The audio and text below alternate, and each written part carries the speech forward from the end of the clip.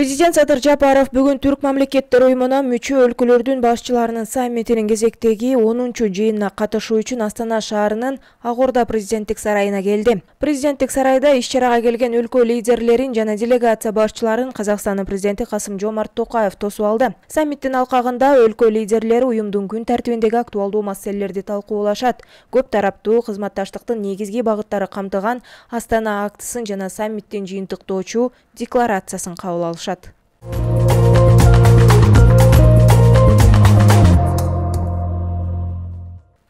БОМ Капчык айында 6 ноябрдан 10 ноябрга чейин таштарды атайгылап түшүрүү иштери жүргүзүлөт. Бул тууралуу Кыргыз темир жолу мамлекеттик ишканасынын басма сөз кызматынан билдиришти. Маалыматка ылайык, темир жолдун 3898-3899 чакырымында кооптуу таштарды түшүрүү иштери жүргүзүлөт. Мындан улам жолдор 9:00 15:00 чейин жабык болот. Кыргыз темир жолу ишканасы жарандарга автоунаа менен баруучу жолду алдын ала пландаштырууну сунуштайт.